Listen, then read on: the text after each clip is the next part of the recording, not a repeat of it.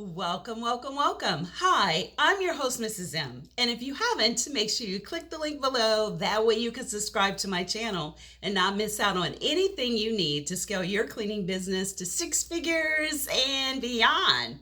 Pow! So in today's video, I'm going to talk about something that I get quite a few questions about. And what that is business credit. How do you actually build business credit for your facilities management cleaning business? Because when you're looking at doing government cleaning contracts, or if you're looking at doing commercial, you may have to wait sometimes up to 30 days before you actually get paid. Now, what does that look like for you? It looks like you're having to lay out quite a bit of money. And this could be the difference between your business scaling or your business flailing. So you don't want to be with the thumbs down. You definitely want to be with the thumbs up. The purpose of this is to give you what you need step by step so that you're able to build your cleaning business facility management credit in a business and not your personal. One of the problems that when you're doing personal credit with your personal credit cards is that one, you may not have really great personal credit.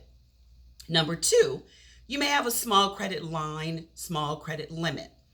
And like I said, with our business, it is a chance where you can explode when it comes to getting government cleaning contracts or contracts in general. And you don't want money to be a reason that you cannot scale as much as you want. So the first thing you want to do, of course, is register your business with the Secretary of State.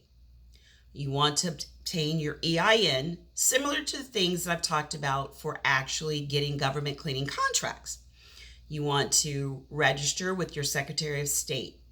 You want to obtain your EIN number, which is your employee identification number. You want to obtain a DUNS number. Now, DUNS number is what you need to do bidding with the government, but it's also one of the things that's important for when it comes to building your business credit. Credit that is totally aside from your personal, where all you need is your EIN number, which is similar to your personal Social Security. Your EIN number is sort of like similar to a business Social Security number. So your employee identification number, your DUNS, and register with your Secretary of State. Now, once you've done that, then you're going to make sure you reach out to Duns and Bradstreet and ask them to open up a credit profile. Now, they're going to try to sell you on their credit signal and some other things. I did not find it necessary at all, and I personally did not see where it helped me with having Duns and Bradstreet try to quicken the process. I feel that if you do these steps, you should be able to get your business up and going with the credit in anywhere from 30 to 60 days.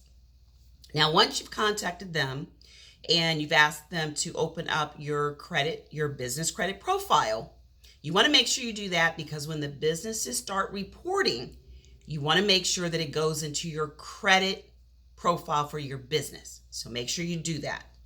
The next thing is you want to start applying for places like Granger, Quell, and Uline. They've sent me these really big, folders and books where I can order all kinds of things. Now, the biggest mistake that I made when I started this process many years ago, back in 1995, was I thought I didn't need business credit. But I wasn't thinking large enough. If you're looking at scaling this business to well over six figures and beyond, pow, and the beyond goes into millions of dollars, which is very, very possible with the facilities management business, you definitely want to look at getting business credit. So the biggest mistake is not starting today. That's what you want to do. You want to start absolutely today. It's the best time to get started. So don't do like I did and kind of wait around thinking that you don't need it, because you absolutely do. Once you have gone to the places I just mentioned, you may in the beginning have to use credit or cash. No worries, because still have them report that you have used cash to get started, but then eventually they're going to let you start using credit, if not immediately. and they're not running any credit checks, and they should not ask you to personally guarantee it. Get something small, pay it off. These are called trade lines. This is what you're looking at, being a vendor. That's what you are to this particular customer. You're a vendor, and you're actually establishing trade lines. The goal is to try to get at least 3. So now we've talked about Uline, Quell, and we've talked about Granger. You've paid on time, you've gotten it, paid on time, and maybe let's say it's 35, 40 days, because they normally report every 30 days. Now, where are they reporting it to? They're going to report it to Experian Business. They're going to report it to Equifax Business, and the number 1 is Dun & Bradstreet. They're the number 1 that they're going to report it to. So once they're reporting it, like I said, about 35 to 40 days, no more than 60, you then want to make sure that it is being reported on your credit report. So spend the dollars, $30, $40, to actually obtain a credit report from D&B. It's going to be called a PAYDEX, P-A-Y-D-E-X. That's what it's going to be called. That is a score anywhere from 0 to 100, and your goal is to get between 80 and 100. 0, of course, is a high risk. In the middle is medium, and the best is going to be the 80 to 100. So that's what you're shooting for. So now you're going to make sure it's reported, and it has been reported on your PAYDEX credit report. So the next step is going to be to go to a gas station like a Chevron or a Shell and fill out a fleet credit card so that way you can get gas. Continue to pay it. I would get the credit report again, $20, $30, make sure that's reporting. Now, the third step is going to then go to Costco's or Amazon or something like that, do the same thing. Get the credit card, pay it, and make sure it's being reported. And then the last step is now you're ready to get regular credit cards, Citibank and such.